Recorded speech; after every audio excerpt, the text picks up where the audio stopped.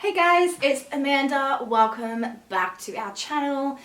This week, well, over the next month really, we are doing an interview series and we are covering things like, how to write the perfect cover letter, how to write your resume to get it to stand out, how to prep for interviews, how to deal with job rejection, things like that. And in the past week, Julia has released her personal story on her journey to find a job. And if you haven't already, check it out. It's in the description box below. She's got an article, she's got a video, so definitely have a read, have a watch. It took her a whole year to find her dream job and 70 applications, so it truly is an inspirational story. And this week I'm releasing my personal story. Some of you already know my background, so I was made redundant about 3 months ago, and it really shook things up for me in my life. To me, it wasn't really like a normal redundancy, just because it didn't only affect me, it affected other people at the company, it affected my family, and it was actually really heartbreaking at the time to experience. It was very, very confronting. So 2 weeks after I lost my job, I was like this massive stress head. I was like, oh my God, I don't have a job. I am not earning any money, even though I got a redundancy package. And I just felt completely depressed. I was not a very happy person.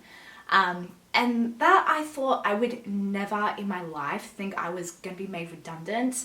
I remember years ago when I had a job, I was like, I'm never going to be in that position. I never need to worry about it. Lo and behold, it happened. So just keep that in mind. It can happen to anyone when you least expect it.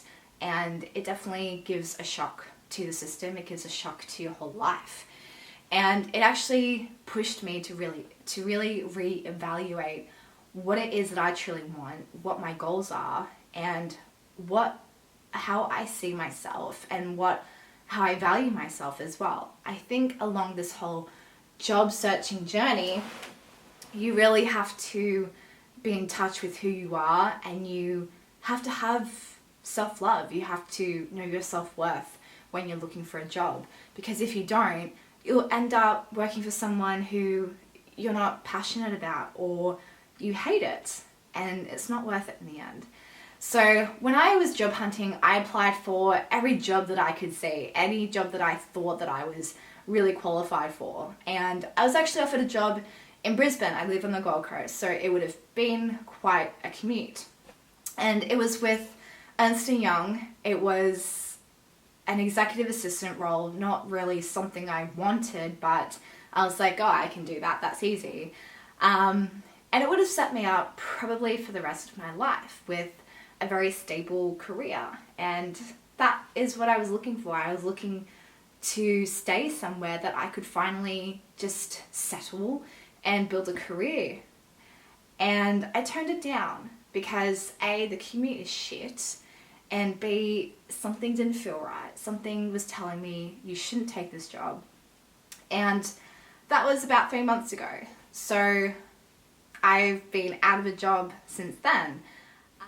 So I turned that down, and what I learned is that I was applying for these jobs that I was mostly overqualified for, or jobs that I was like, oh, I'm just going to apply for it because I'm desperate. And the thing is, yes, in this time of job hunting and unemployment, you will feel desperate, but that's not the idea behind getting a dream job. The idea behind getting a dream job is being patient and waiting and knowing exactly what it is that you deserve. During this whole job process, it can get you down with the job rejections, not having the money that you used to have so you can live the lifestyle that you used to live, and it can really weigh you down. It can kind of tear you apart a little bit. So you have to train your mind to be positive in this time, and I learned how to do that. I learned how to find happiness in just the little simple things that didn't even cost money. I went out to places in my local area that I had never been to before, and I was baffled as to why I had never explored my local city. And I would go walking on the beach and, just enjoying my morning coffee. Little simple things like that actually make life great. And you don't have to have a lot of money to be happy. You just have to know what actually makes you happy and content. I think that, when you buy something, you get that momentary happiness, that elation. But I think the goal is actually having everlasting content and being okay with where you're going and enjoying it in the process. We're always like, oh, I'm going to be happy, when I get that job, or when I get my dream career, or when I get a boyfriend or a girlfriend, anything like that. And what that is doing to your mindset is delaying your happiness. And why would you do that? It doesn't make any sense. So that's what I really learned, is that I learned how to be happy in the present and just find the little things that I love doing. I wrote a list of the simple things in life that makes me happy. And it's practicing gratitude that helps you get through times like these. It's being grateful for what you already have and being grateful for who you are as well. So it's those little things that can help you train your mind to be positive in times such as this. And I'm so happy to say I'm now employed, which is awesome. And I can finally spend money again. Not that I am.